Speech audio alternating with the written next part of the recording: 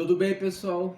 Sou o professor Felipe e vamos dar início a mais um vídeo do projeto Muito Bem Carolina, do cursinho GPED mais História. Hoje eu vou falar sobre um tema que ele é um tema complexo, porque diz de uma temporalidade extensa, diz de um campo muito específico que é a filosofia política, mas eu vou apresentar umas questões bem iniciais apenas para discutirmos e entendermos um pouco a noção de tempo e o que a noção de tempo impacta na nossa vida. Por que eu devo saber o que é isso? Para que serve essa concepção de tempo, né? Então, primeiramente, eu vou tentar trazer uma metáfora aqui para a gente imaginar qual é a modificação que ocorre entre uma temporalidade antes da modernidade e depois da modernidade. Antes da modernidade, ou seja, antes desse processo de secularização, ou pelo menos um exercício de secularização do Estado, o mundo ele se dava quase como se fosse uma duplicação. Então, não se tinha uma ideia do que o sujeito fosse um indivíduo no mundo. Não, o sujeito, o mundo externo, o céu, era tudo uma coisa interligada. Tanto é que a palavra, né, falar sobre uma coisa, por exemplo, árvore, era diretamente o objeto em si, não tinha uma separação, uma fragmentação entre o ato de falar, uma representação e o objeto. A representação, a ideia de representação é uma abstração moderna. Vou trazer um exemplo. Imaginem-se como se estivéssemos dentro da barriga de uma, no caso mãe, né? Mas uma mulher no caso. Como se estivéssemos dentro da barriga dessa mulher. Ali dentro, a gente não tem a dimensão de um mundo externo, um mundo interno. Eu sou um sujeito, eu não sou um sujeito. Ali dentro da barriga é tudo uma coisa só. Eu sou parte daquela pessoa e aquela pessoa é parte de mim. Toda aquela extensão faz parte de uma coisa só. Não é um mundo fragmentado, dividido. Então a modernidade seria como se fosse o processo de parto, né? A gente tem uma ideia, o mundo moderno tem uma ideia de solidão no mundo. Eu me perdi, que aí eu não tenho mais uma explicação do mundo a partir de uma religião que contempla todos os meus limites humanos. Não, eu tenho uma secularização e me vejo sozinho nesse mundo. Se eu não posso mais contar com um poder divino, com quem eu vou contar se eu sou um indivíduo sozinho no mundo? E o que vai acontecer para essa modificação ocorrer?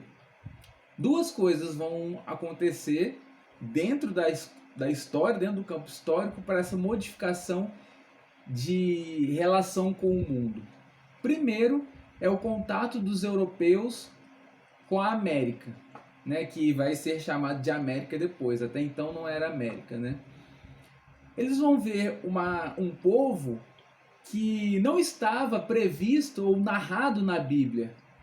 E aí eles vão começar, mas como assim? Se a Bíblia ela é as escrituras divina que dá conta de tudo sobre o mundo, por que na Bíblia não tem informações sobre esses povos, né, deste novo mundo? E aí vai ter todo um processo de reelaboração sobre a interpretação cristã para justificar esse acontecido, né? Então vai ter desdobramentos dos mais múltiplos possíveis. Mas isso vai entrar enquanto uma questão. Se a palavra é total, por que não falava sobre esse povo desse novo mundo? Então, esse é um dos primeiros fatores. O segundo vai ser pela ideia de completude do mundo. O mundo ele não é algo mais desconhecido. Por quê? Porque eu já naveguei todo o globo. Eu completei o mundo a partir da minha experiência. E aí, não à toa que a literatura, enquanto campo ficcional de representação do mundo, vai surgir. Porque até então não tinha uma literatura que eu ficcionalizava sobre o mundo. Não, o que eu narrava, por mais que para nós hoje podemos colocar dentro de um campo ficcional, para os cronistas, até o século 16, 17, aquilo não era uma ficção. Tanto é que a primeira literatura ficcional, não a primeira, mas uma das primeiras literatura ficcional, que eu já estou ficcionalizando sobre uma utopia, sobre um futuro, ela surge no século XVIII, com o Messier, uma obra chamada O Ano 2440. Então, são duas questões que ocorrem no plano do empírico, dos acontecimentos pessoais, que tem essa ideia de solidão do mundo. E o que essa ideia de solidão no mundo vai causar? Vai causar medo. Por quê? Porque eu não tenho mais uma proteção divina, eu estou sozinho no mundo, então o medo vai ser uma coisa imperante nessa dinâmica social. E para conseguir suprir esse medo, precisamos construir ou projetar um Estado absolutista. Um Estado que dê conta de me resguardar sobre os conflitos humanos. E aí a gente tem, por exemplo, o Leviatã de Thomas Hobbes. Né? É como ele começa a escrever, a pensar um Estado absolutista para conseguir suprir esse medo social. E para que as pessoas respeitem o Estado absolutista, é necessário que o próprio Estado provoque o medo, porque o medo será o afeto de coesão social. Nesse sentido, eu estou dialogando com esses dois livros. Circuito dos Afetos, do Vladimir Safatli, ele vai fazer essa discussão sobre o circuito do afeto, medo para a coesão social, tanto no Estado de Thomas Hobbes como no neoliberalismo, e Tragédia Moderna de Raymond Williams. Então a nossa coesão social é a partir do medo. Tanto é que uma característica da nossa sociedade é: para que eu me resguarde, eu preciso estar dentro de uma identidade. Tudo que está fora dessa identidade é uma ameaça à minha vida. E aí é por isso que nossa sociedade consegue lidar mal, muito mal, em relação ao outro. Porque o outro ameaça a minha própria existência. Nesse imaginário social do qual o afeto, o medo é o artifício, é o sentimento de coesão social. Junto com o medo, enquanto coesão social, vamos ter o conceito de esperança, né? Precisamos reorganizar essa sociedade para uma utopia e todos viverem bem. E aí a gente vai ter uma das características com o sufixo ismo, republicanismo de Kant, o marxismo ou o socialismo de Marx, o liberalismo de Adam Smith.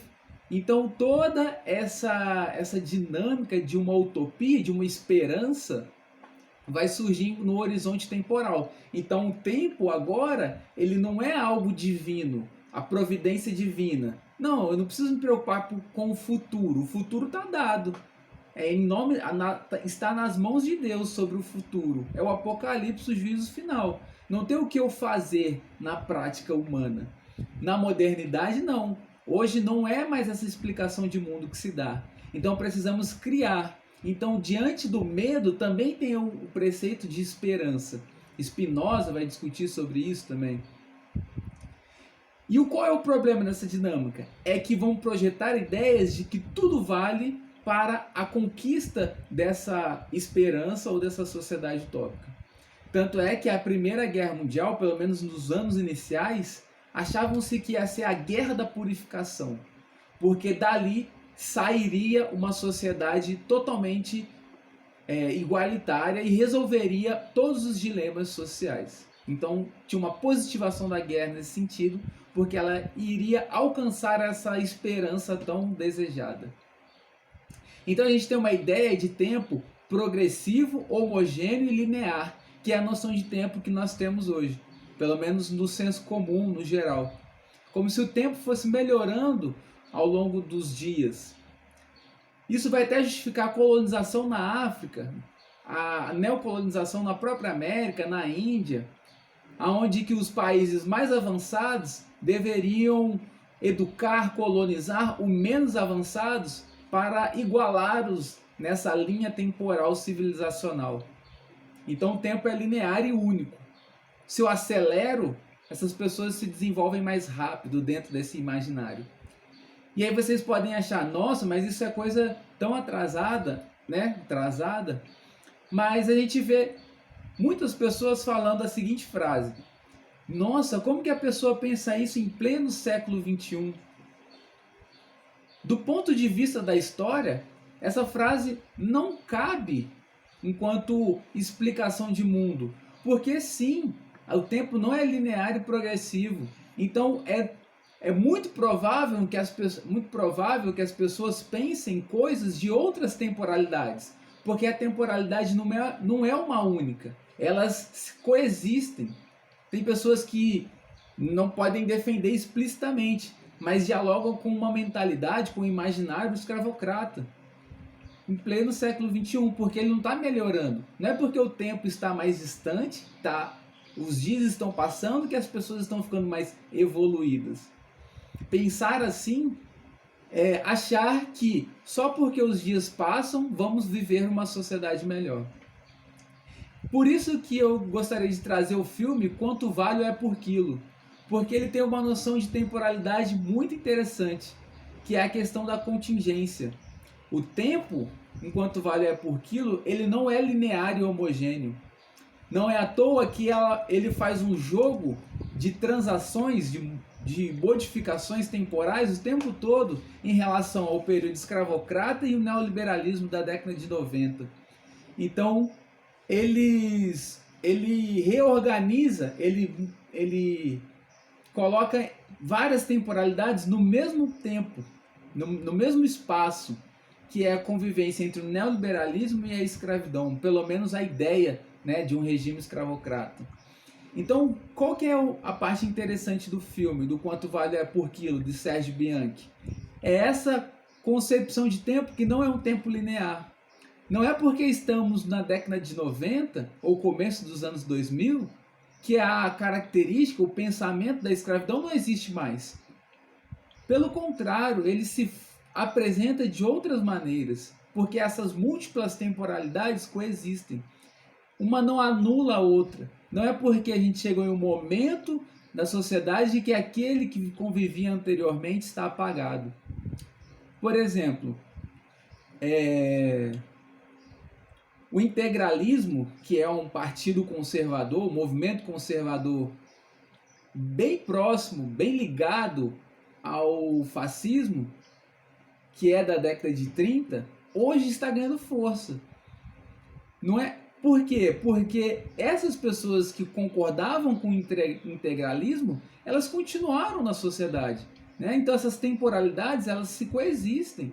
Essas pessoas tiveram filhos, educaram seus filhos a partir dessa premissa e elas coabitam no mesmo espaço. Então não é porque o tempo passa que isso é anulado. E aí o Quanto Vale é por Quilo, ele traz uma questão para o final do filme muito interessante. Ele nos apresentam dois finais.